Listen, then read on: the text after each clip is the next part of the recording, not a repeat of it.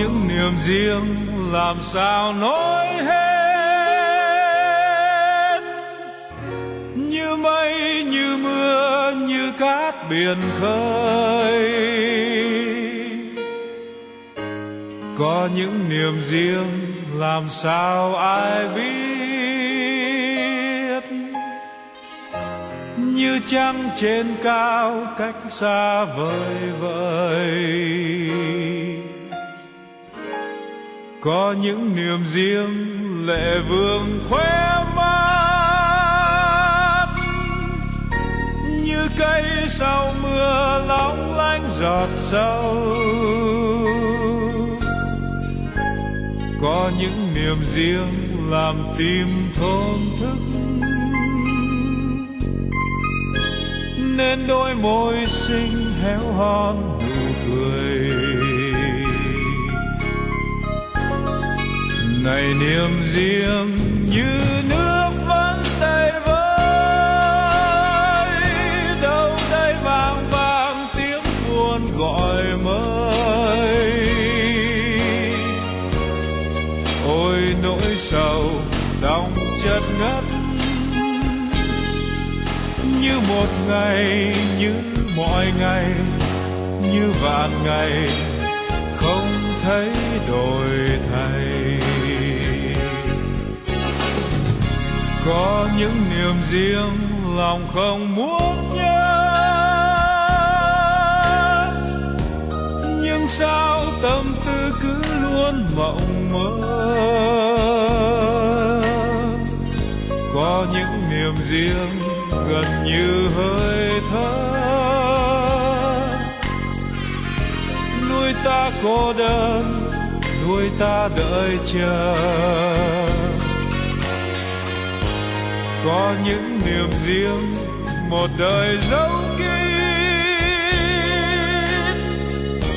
như rêu như dòng đắm trong bể khơi. Có những niềm riêng một đời câm nín, nên khi xuôi tay con chưa ngậm ngùi.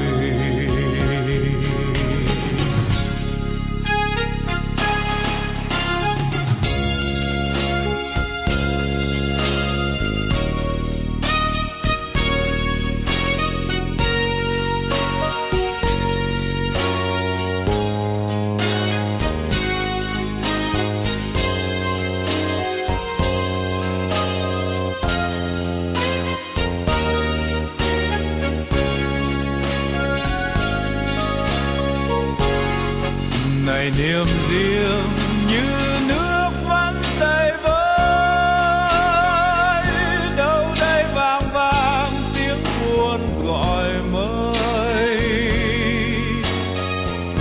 Ôi nỗi sầu đong chất ngất, như một ngày như mọi ngày, như vạn ngày không thấy đổi thay.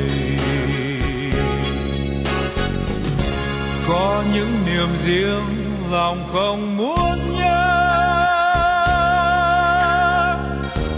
nhưng sao tâm tư cứ luôn mộng mơ. Có những niềm riêng gần như hơi thở,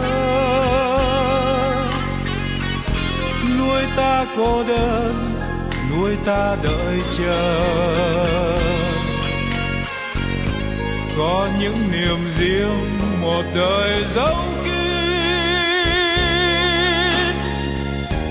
như rêu như dòng đắm trong bể khơi. Có những niềm riêng một đời câm nín, nên khi xuôi tay con chút ngậm ngùi. Có những niềm riêng một đời câm nín, nên khi xuôi tay con chút ngậm